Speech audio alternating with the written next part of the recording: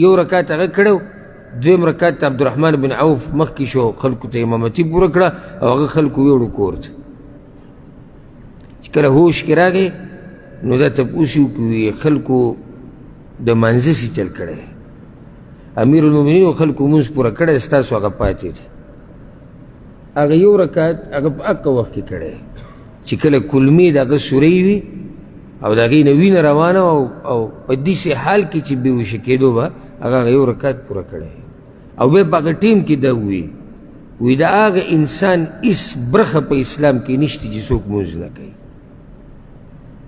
اوس تاسو ما پوه کوي په دې باندې چې پیغمبر صلی الله علیه وسلم د مرګ په بیمارۍ کې بېهوشي راځي او ده سره د مانځه غم دی او ګنجایش ورته نشته چې پرېږدي. عمر بن خطاب په چړو والی شوی دی، کلمې سورۍ دي او هغه سره د مانځه غم دی، او زمونږ که معمولي په سر باندې بوج راشي بیا جومات ته نه راشو. یاره وایي نن مې طبیعت ښه نه و، دا پکې نوی عذر راوتی دی. قرآن او حدیث کې خو نشته خو عذر شتې خلکو سره چې نن مې طبیعت ښه نه و او نن جو لږ مصروفه شو او جو ملګری راغی او جو پلانې شی روان و پلانې روان و، دا پالتو عذرونه حیام سړي له نه ورځي. یو نیم سړی که ګناه وکړي نو بیا اقرار هم کوي زما نه ګناه او غلطي هغه شوې ده، نو یو نیم دومره بې حیایي چې بیا هغه خپلو ګناه له پرتوګونه هم جوړوي. نه هغه خو موږ خو ډېر ښه خلک یو، خو دا مسله پکې راله او دا پکې راله او دا پکې راله، نو په تیرو د پاسه تیره ده. ګناه مو که او بیا ګناه له عذرونه م ګوره چې دا کار ما دې د لاسه کړی دا ما دې د لاسه کړی. ابراهیم علیه السلام وایي ای ربه زما وګرځوه ما لره پابند مانځه او بچي زما هم. بله فایده د بچو دپاره خلک دا قسمه دعاګانې غواړي، ځکه چې دا خبره یاده که دا خبره چې کله ستا بچي د مانځه پابند که نه او د الله حق یې پېژندو نو هغوی به ستا حق هم پېژني، هغوی به د مور حق هم پېژني، هغوی به د هر چا حق پېژني. ځکه چې د الله حق پېژني د الله نه یېرېږي، او چې د الله نه یېرېږي نو دی بیا د الله په لار نیغ رواني. بچو ته الله وښایي او دین ورته وښایي، نور ته بېغمه شه چې الله دې ورته وښو ته هم پېژني او دا مور هم پېژني او دا بچي هم پېژني او دا خویندرونه هم پېژني او دا معاشره او هر څه پېژني. ځکه چا دا خبره لیکلې وه ډېره مزیداره پر نیټ باندې، وایي چې چا باندې کم مور پلار چې بچو باندې داسې وکړي چې ډېر اعلی تعلیمونه پرې وکړي، د هغه نه ډاکټر انجینیر او پروفیسر او څه شی ته جوړ شي، نو بیا هغه سره د مور پلار ورسره ډېر په طریقه خبرې کوي، دی غوسه کېږي او بل وي دی خفه کېږي، حالانکې هغه دی ډاکټر انجینیر او دومره سبقونه پرې ویلي، او چې دین دې ورته وښو که نه نو هغه به تا سره په ارام خبرې کوي. د مور پلار دې چې خفه نه شي رانه چېرته او چېرته د مور پلار غوسه نه شي، نو چې الله دې ورته وښو بیا ترې بېغمه شه، او چې دین دې ورته وښو بیا ترې بېغمه شه.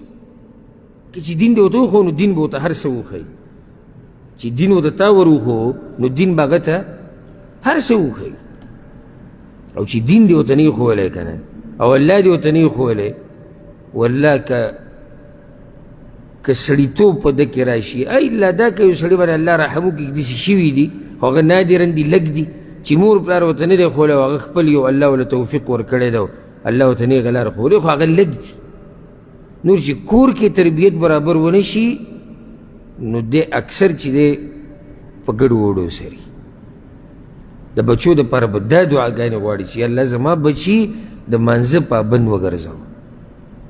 اکثر دا مسافر دي انجینرینګ وکړي نو تپوس دې کوي سکول ته تللی وي او که نه وي، او پټي ته تللی وي او که نه وي، واښه راوړي او که د وښو پورې تپوس دې وکړي واښه راوړي که نه، او څنګه هغه پټی م واړو که نه، او کت او پلانې بر لږ دا تپوس وکړي وکړي ته جومات ته ځې که نه، ته منځه له ځې، ته الله پېژنې، ته پیغمبر پېژنې، ته د ګیرې د څه حال دی، ګیره وړه کړې خو یې نه ده که نه، ګیره خو یې لرې کړې نه ده که نه، څنګه د چا سره کښېنې پاسې دا معلومات تیم لږ کوه، او که دا معلومات دې کول که نه دا بچی به دې په مستقبل کې د سترګو د یخوالی سبب وګرځي، او پټي ته ځي او دیاړۍ له ځي او هلته ځي او دلته ځي، دا تپوسونه تاله فایده نه درکړي، دا وختي طور خبرې دي.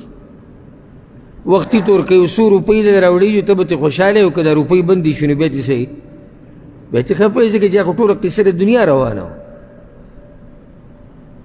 نو د بچو د منځه ډېر خیال ساتئ.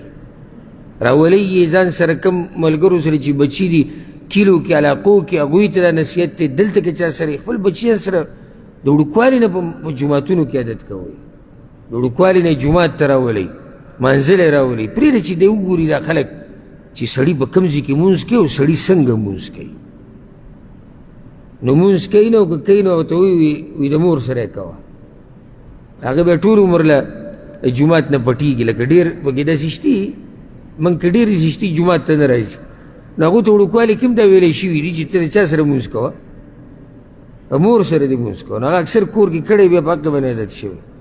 راولئ کور ته او چې کومه ماشومه ده جنۍ ده هغې ته وایه مور سره ودرېږه، مونځ به کوې، راپاڅوئ سهار منځله او ته بیا وینې چې کور کې برکت څنګه راځي.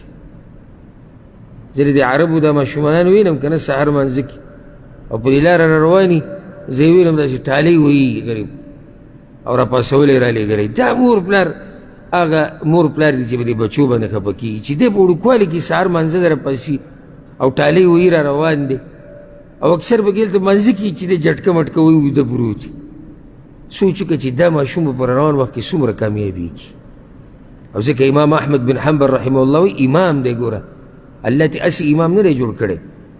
د ده پلار یعنې دی وړوکی و چې پلار یې مړ و یتیم و او وایي چې کله زه لږ رالوی شومه او په ښه بد باندې پوه شو نو وایي زما مور ما ته یاد دي وایي چې زه به راپاڅېدم جمع به و سخت د جمعې دا شپې به وي نو چې زه به راپاڅېدم زما مور به وایي ما ته اوبه ګرمې کړې وه به یخودې بچې وایي اودس کوه.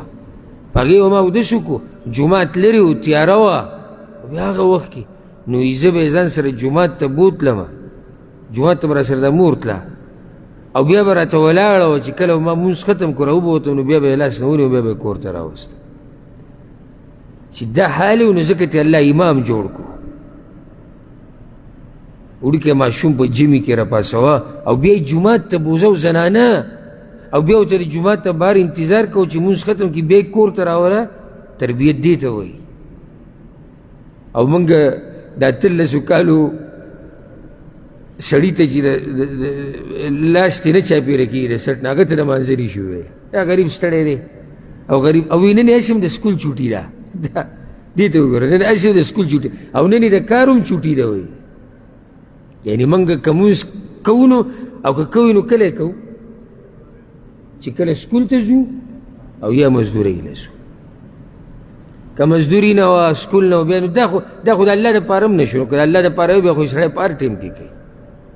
نو دا ډېره قیمتي دعا ده. ربنا وتقبل دعا ای ربه زمونږ او ته قبوله که دعا. ورما تاسو ته انسان که ډېر څه دغه وکړي خو کوتاهي پکې پکار ده چې د عنوان کې دا خبره لیکلې وې چې د مانځه د پابندۍ دپاره دعا او د دعا د قبلېدو دپاره دعا ځکه چې دا پکې هم دننه راغلی. ربنا وتقبل دعا اے ربا زما یا اے ربا زمونږ او ته قبوله که دعا. ربنا اغفر لي ولوالدي اے ربا زمونږ بخنه وکړې ما ته او زما مور او پلار ته وللمؤمنین او ټولو مؤمنانو ته یوم یقوم الحساب په هغه ورځ چې قایم بشي حساب کتاب. نو سوال دا دی چې پاتې څه شو څه پکې پاتې شو؟ څومره ښایسته دعا ده. یا الله ما د مانځه پابند که زما بچي د مانځه پابند که او یا الله زما دعاګانې قبولې که یا الله وبخه ما او زما مور پلار او ټول مؤمنان په هغه ورځ چې کله به دا ټول خلک تا ته حساب کتاب دپاره ودرېږي. نو دا دعا د ابراهیم علیه السلام دی او الله را نقل کړې د قرآن کې. نو ډېره قیمتي دعا ده. یاد یې کوئ وایي هر وخت د الله نه یې غواړئ. د هغې نه بعد ووایي د دین د دعوت او د تبلیغ نه مخکې دعا. لکه یو سړی دی هغه دعوت کوي یا تبلیغ کوي د هغې نه مخکې دا دعا که د الله نه وغواړي نو ډېر اعلی کار به وکړي. دا دعا ده کومه چې اوس به ذکر کېږي دا سورة طه کې ده پنځشتم آیت نه اتشتمه پورې. او دا دعا ګوره موسی علیه السلام غوښتلې وه چې کله الله موسی علیه السلام ته ووایي چې ته به ځې فرعون ته به دعوت کې او فرعون سرکشي کړې ده، نو په هغه وخت کې موسی علیه السلام د الله نه د یو څو خبرې غوښتلې وې. نو داعي چې د دین دعوت کوي او تبلیغ کوي او پوهه یې په دین باندې، دا ورسره یاده کوي دا خبره، ځکه چې دعوت به څوک کوي چې په دغه کم سے کم په دغه خبره پوه دا کومه چې بیانوي کم سے کم. لکه اوس که عالم نه دی علم نه دی کړی عام پوهه ورسره نشتي، خو دا کومه خبره چې بیانوي چې د دې د سره څه د دې علم د سره تبلیغ او دعوت د هر چا کار نه دی. بعض زمونږ باره کې وایي دوی تبلیغ نه منکر دي. نو زه ورته دا وایم دا زه څه کومه، دا زما څه کار دی؟ د تبلیغ څخه کړي خو دا تبلیغ دی که نه، خلکو ته د الله دین بیانول. موږ د تبلیغ نه منکر نه یو، موږ په تبلیغ باندې دومره مین یو چې خیال یې ساتو، او خیال ساتلي دا دي چې دا وایو چې ای وروره که څه دله نه درځي نو په تبلیغ کې ګوتې مه وهه. نو زه پې مین شوم که دغه پې مین شو؟ موږ پې مین شو، موږ یې خیال ساتو. یو سړی تا ته دا وایي چې وروره راځه تبلیغ له، ته ورته یې ماله څه نه راځي، ماله خپل مونځ هم نه راځي، راځه مړه وي څه خو به بیانې که نه. ها بل تا ته دا وایي چې نه اول خپله اصلاح وکړه، اول خپله اصلاح وکړه، او که بیا درته څه یاد شو نو هغه څه چې درته یاد دي فقط دغه نورو مسلمانانو ته ورسوه، په نورو خبرو کې به ګوتې نه وایي. په دې کې کم یو په تبلیغ باندې مین دی؟ دا اولنی که دا دویم؟ دا دویم. ولې به مین دی؟ قدر دی ورسره چې د تبلیغ دې اسان کار خو نه دی. هر سړی لګیا ته خیال هم کړی، هر سړی لګیا یو څه وایي. زه یو پیر کلي کې د کور نه راووتم، نو د بازار کې ډېر داسې یو دوکان سره داسې دا خلک راجمع شو، ما چې ګوره څه چل دی، زه م ورښکاره شو، مخکینۍ خبره. نو اوس یو کس لګیا دی تبلیغ کوي د دوکان مخې ته، او هغه کسانو کې هغه چیت چیت ورته کینی چې عمرونه یې زیات دي او قد نه الله چیت پیدا کړي. اوس خلک دا اوس داسې قسمه خلک ځان سره ګرځي چې خلک راجمع شي. ښه نو هغه لګیا دی، والله که د هغه د خبرې سر معلوم او یخپې معلوم، یو غري ویشتو او بل غري ویشتو او کته او بر او دا او داسې. ما کسانو ته ویلي چې کله دې ګڼې ته ورغله، ما یې څه چلوي امیر صاحب بیان کړي، او ګپ یې جوړ کړی د امیر صاحب نوم په هر چا باندې وروته. یو سړی نه قرآن تلاوت وله ورځي، نه الله پېژني نه پیغمبر پېژني. اول ورته وروښایه، اول دا سړی څه ورته وروښایه، نو د هغې نه بعد که دې بیانوي ژوه صحیح ده که نه. دې که اوس څه غلطه خبره شتي؟ د تبلیغ نه انکار پکې شتي؟ نه، صحیح زده که بیا بل ته وروښایه. پرون دمو نن تا په منبر کېنولی، دا غلط کار نه دی که نه؟ یو ورځ ما یو بیان اورېدو، تاسو ته که زما دا قصه کړې مو، پېښور کې ما ته ښکاري پېښور کې دا بیان، او که تاسو سرچ وکړئ دا ویډیو به تاسو ته میلام شي په نیټ باندې. وایي د شعیب اختر بیان د پاکستان کرکټي چې دی، نو ما هغه بیان بیا ولګوم چې ده څه ویلي، په منبر ناست دی، په منبر، او هغه لګیا دی بیان کوي، څه پته وي چې ګنټه بیان یې کړی دی که څه دی، او په ټول بیان کې دا دی موږ پلاني ملک ته تللي، نو هلته به مونږ کرکټ داسې کوو، نو ګوره بیا موږ کامیاب شو. ولې؟ ځکه چې اخلاص پکې وو، موږ به بال داسې ویشتو، موږ بیټ داسې تاو، لاندې ورته غټو غټو ګیرو والا ناست دي بیان اوري. ظلم نه دی؟ زیاتې نه دی؟ دا منبر د داسې قسمه خلکو دی چې هغوی سره علم نشته، هغه پرې راشي د کرکټ باس کوي، یا د ډمتوب یا د نشو تماشو قصې کوي. غیرت خو به د منبر هم په کار دی که نه؟